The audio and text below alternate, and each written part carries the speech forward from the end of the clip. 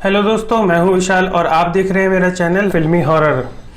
आज हम देखेंगे दरवाज़ा फिल्म का शॉर्ट वर्जन। ये फिल्म 1978 में आई थी। फिल्म के शुरू में ठाकुर प्रताप सिंह की हवेली में एक औरत के रोने और बद्दुआ देने की आवाज़ गूंज रही होती है, जो थोड़ा डरावना लगता है। जिस तरह से मेरे बेटे को काट में गिरा दिया है, मेरी बद्दुआ ठाकुर, तेरा खानदान में इसी तरह काट में जाएगा। प्रताप सिंह की तबीयत बहुत ख़राब होती है और क्योंकि उसके ख़ानदान में और कोई भी नहीं होता, इसलिए वो अपने दोस्त प्रोफेसर को बुलाता है। ठाकुर मेरे दोस्त, ये क्या देख रहा हूँ ठाकुर? ये हवेली नहीं, नर्क है प्रोफेसर। ये क्या राज है?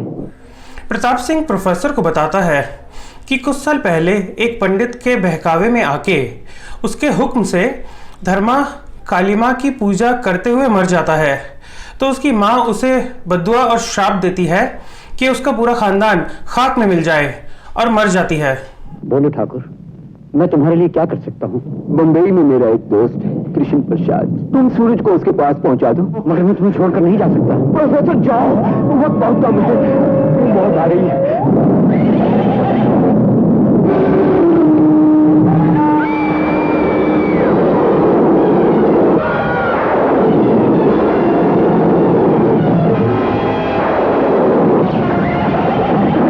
शंभू सूरज को लेके वहां से चला जाता है। दूसरा नौकर शंकर उस दानव का सामना करता है। 18 साल बाद कृष्ण प्रसाद अपनी लड़की रचना की शादी सूरज से कर देता है और उसके पिता की जायदाद उसके नाम करता है।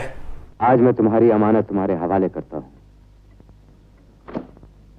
अंकल, इसमें हवेली के कागजात नहीं है। 18 साल से तुम मुझसे यही सवाल पूछते आए हो और मैंने तुम्हें हमेशा यही जवाब दिया है कि उस हवेली में जाने का ख्याल अपने दिमाग से निकाल दो। तुम्हारे मरहूम बाप ठाकुर प्रताप सिंह की भी यही ख्वाहिश थी। सूरज कृष्ण प्रसाद और शंभू से बार बार हवेली का पता जानने की कोशिश करता है, लेकिन वो दोनों उसे नहीं बताते।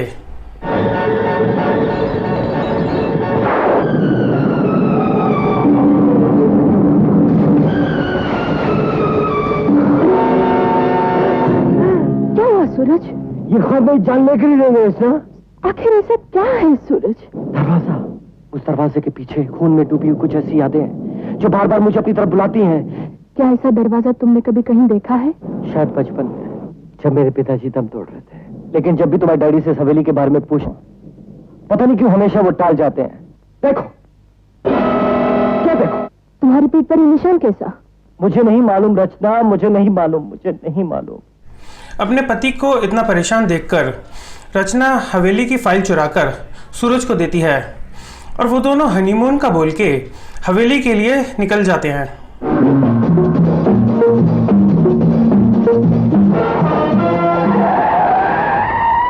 चट्टानें गिर पड़ी है, रास्ता बंद है, सुबह तक साफ होगा। ओहो, आप इस कच्ची सड़क से उस पहाड़ी पे चले जाइए, वहाँ एक बहुत पुराना डाक बंगला है। फिल्म का म्यूजिक सपन जगमोहन ने दिया है। फिल्म में 3 गाने हैं जिसे आशा भोसले और अमित कुमार ने गाए हैं। कोई है?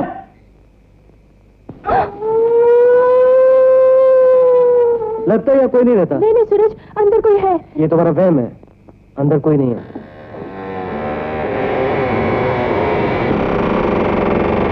हाँ? रात गुजारने के लिए जगह मिल जाए तो। आप लोग कहाँ जा रहे हैं? क्षमा को। क्या हुआ? ये है साधना खोटे। ये मीना कुमारी और नूतन के टाइम की एक्ट्रेस है। उस वक्त की कई अच्छी फिल्मों में इन्होंने काम किया है। इनकी आवाज़ मीना कुमारी से मिलती थी, इसलिए इन्होंने कुछ फिल्मों में मीना कुमारी की डबिंग भी की थी। ये रामसेस की 3 फिल्मों में है। इस फिल्म के बाद पुराना मंदिर और पुरानी हवेली में। तुम चुनाव क्यों जाना चाहते हो? क्योंकि वहां जाए बिना मेरी जिंदगी अधूरी है। वहाँ पहुँच के तुम्हारी जिंदगी खत्म हो जाएगी। ये है मेरा प्यारा बेटा गंगा। गंडक के पहाड़ों की दरारों से रिसने वाला पानी लाकर गांव के गरीब बीमार लोगों को बेचा करता था।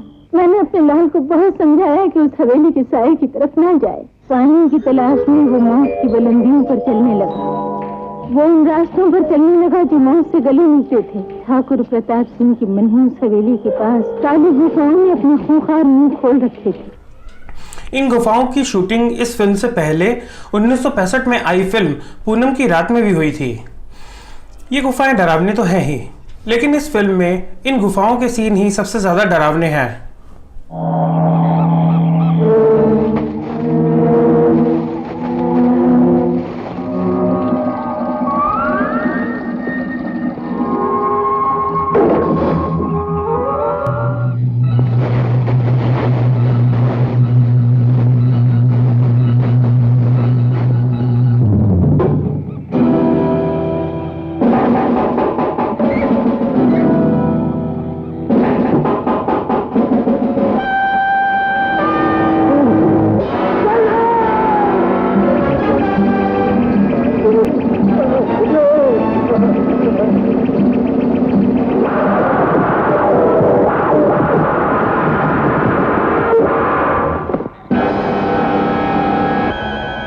गंगा की आंखें खुली थी, उसकी आंखों में डर था, खौफ था, दहशत थी।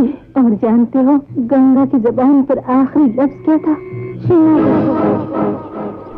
रास्ते में गोगा और उसके साथी रचना को छेड़ते हैं और सूरज से लड़ते हैं, तो उनके गांव के सरदार की लड़की शैला उन्हें बचाती है।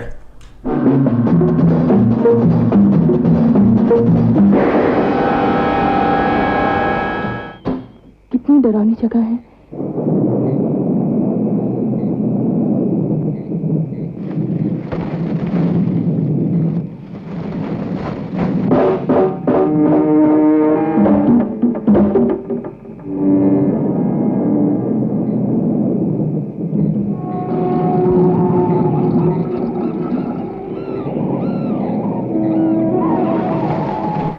इस फिल्म के लिए रामसेस ने अनाउंस किया था कि जो भी इस फिल्म को सिनेमा हॉल में अकेला देख लेगा उसे 1000 का इनाम मिलेगा।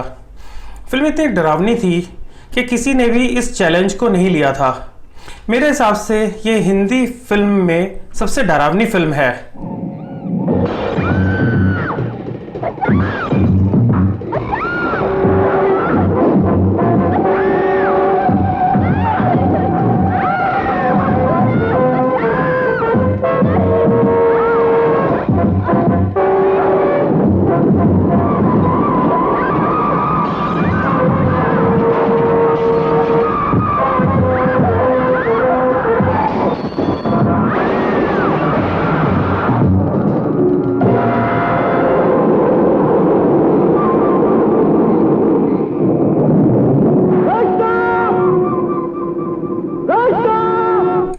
फिल्म का पहले नाम चीख था, बाद में दरवाज़ा रखा गया था।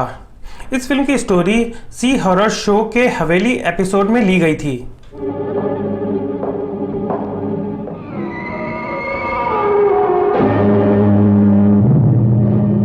कौन हो तुम? तुम कौन हो? इस हवेली का रखवाला। तुम्हें इस हवेली का रखवाला किसने बनाया है? मेरे मालिक ठाकुर प्रताप सिंह। प्रताप सिंह को गुजरे 18 साल हो चुके हैं। मैं उनका बेटा हूँ। आप यहाँ? नहीं, चले जाइए। यहाँ से चले जाइए। फोन? तुम्हारे हाथ में फोन किसका है? वो बहुत भयानक था सूरज, बहुत डरावना। ये रामसे भाइयों की तीसरी फिल्म है। ये फिल्म पहले जेपी फिल्म बैनर में 1974 में बनने वाली थी, लेकिन जब प्रोड्यूसर प्रताप कुमार ने फिल्म बंद कर दी तो रामसेस ने खुद ही फिल्म को प्रोड्यूस करने का मन बना लिया। तुम्हारे पिताजी की मौत के 1 साल बाद हवेली के बाहर एक लाश मिली, हाथ पैर टूटे हुए, और फिर इसी तरह भेड़ बकरियां और राही मरे हुए पाए गए। आज तक किसी ने उसका चेहरा नहीं देखा। और जिन्होंने देखा है वो मारे दहशत के गूंगे, अंधे और पागल हो गए। गांव में शाकाल आज भी अपने भाई धर्मा और माँ का बदला लेने के लिए तड़प रहा होता है और अपनी बीवी से बोलता है कि जब तक वो सूरज को मार नहीं देता उसे शांति नहीं मिलेगी। इसलिए रेशमा सूरज को समझाने के लिए हवेली आती है कि वो वहां से चला जाए। बाबूजी, बाबूजी,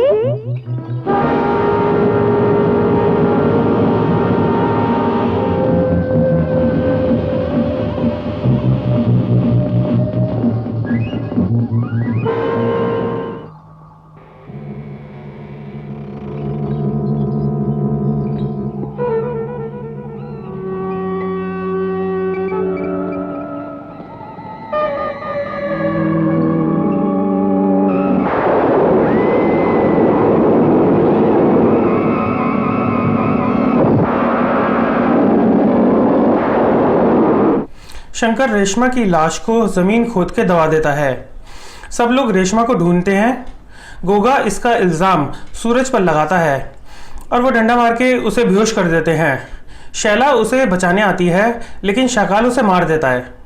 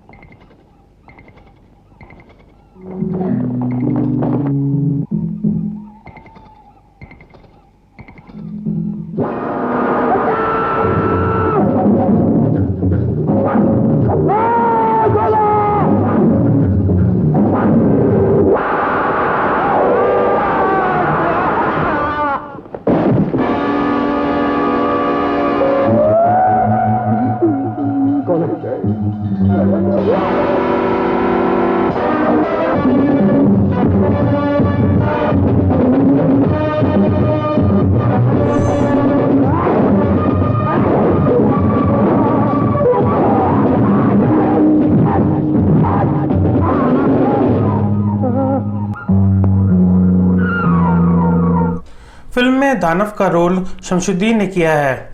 ये मैंने आपको शमशुद्दीन के वीडियो में भी बताया है। IMDb पर कास्ट में रणधीर सिंह का नाम मॉन्स्टर के लिए लिखा हुआ है, लेकिन वो गलत है। ये गलती भी किसी ने मेरी पुरानी रणधीर सिंह की वीडियो देखकर की है, क्योंकि उस वीडियो के पहले IMDb पर कास्ट में रणधीर सिंह का नाम नहीं था।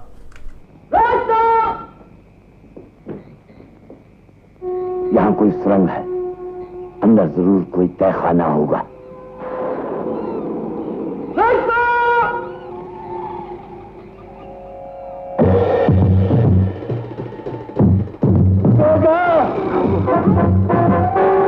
ये सब क्या हो रहा है? रचना, रचना! यहाँ पर भी वही बला थी, उसी ने इन सबको मार डाला है।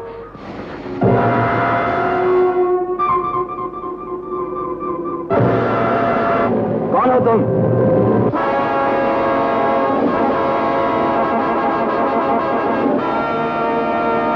ठाकुर प्रताप सिंह, तुम जिंदा हो?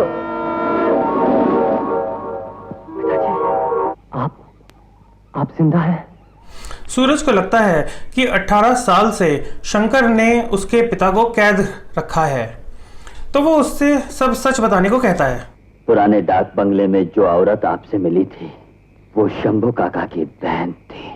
जब उसे पता चला कि आप शिमागो जा रहे हैं तो उसने अपने भाई शंभू को ये खबर बंबई भेज दी। वो दोनों आपको बचाने के लिए शिमागो आ गए और तलाश करने लगे, लेकिन उस अंधेरी रात को काली गुफाओं में जब आप गुफाओं के अंदर थे, अचानक उस खौफनाक बला ने गाड़ी उलट दी। खुशकिस्मती से रचना वहां से भाग निकली। शंभू काका और उसकी बहन वहां पहुंची।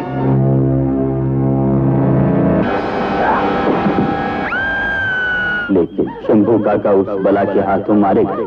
आप रचना को ढूंढते हुए हवेली आ पहुंचे और फिर मैंने शंभू काका की लाश को लाकर अलमारी में छिपा दिया। लेकिन वो खौफनाक बला क्या थी और अब कहाँ है? ये मैं आपको नहीं बता सकता मालिक। शंकर! शाकाल सरदार को उसकी बेटी की लाश को दिखा के झूठ बोलता है कि सूरज ने उसे मारा है, तो सरदार के कहने पर गांव वाले सूरज और प्रताप सिंह को मारने के लिए आते हैं।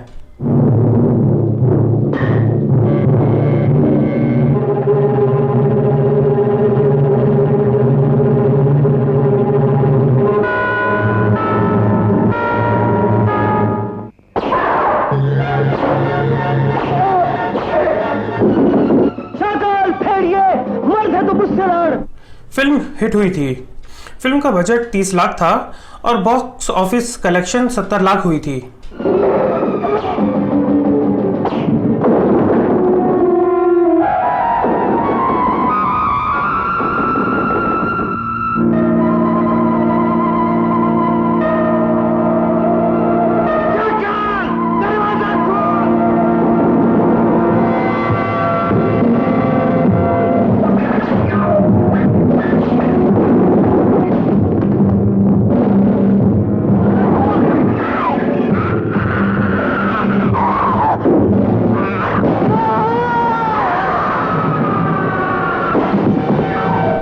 इम्तियाज़ रामसेस की पहली फिल्म से लगातार 3 फिल्मों में थे, लेकिन इसके बाद कई फिल्मों में ना आके सीधा 8 साल बाद 1986 में तहखाना और अगली फिल्म डाक बंगला में दिखाई दिए।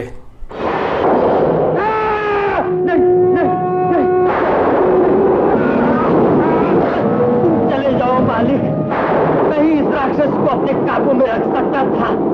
अब इसे कोई नहीं रोक सकता। इसे सिर्फ काली माता की त्रिशूल से ही मौत आ सकती है।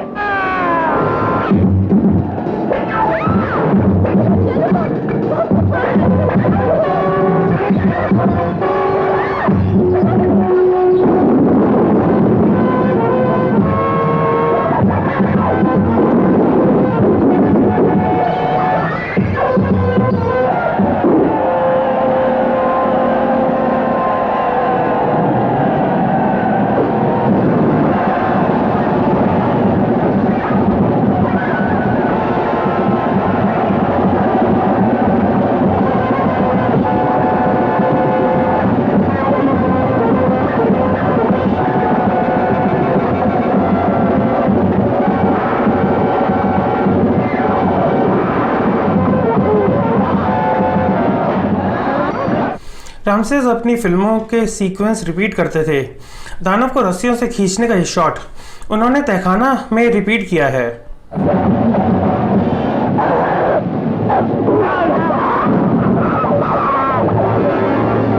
इसे सिर्फ काली माता की त्रिशूल से ही मौत आ सकती है।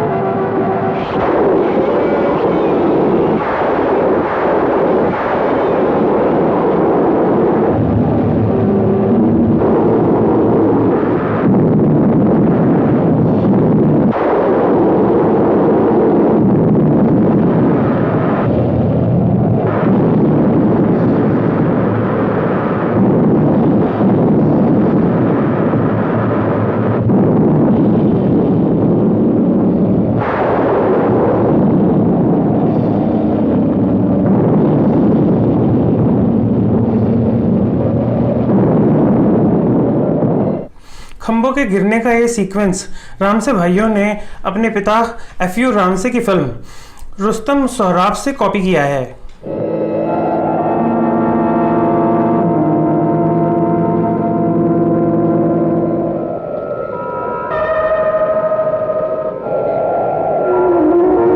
ठाकुर प्रताप सिंह, किसी के दिल से निकली हुई आह और बददुआ कभी खाली नहीं जाती। मैंने काली माता के भक्त को जला डाला। मेरे नीच और गंदे विचार राक्षस और शैतान का रूप बनकर मेरे चेहरे और शरीर पर आ गए। यही तो काली का श्राप था। मुझे क्षमा कर दो माँ, मुझे मुक्ति दो माँ। जय हो महाकाली। दोस्तों, आप लोग कमेंट और लाइक तो करते ही हैं, लेकिन वीडियो शेयर भी ज़रूर करें। आगे मैं और एक्साइटिंग वीडियोज़ लाने वाला हूँ, तो देखते रहिए आपका फेवरेट चैनल फिल्मी हॉरर। हमारा चैनल फिल्मी हॉरर सब्सक्राइब करें और बेल आइकॉन को ऑल पर क्लिक करें।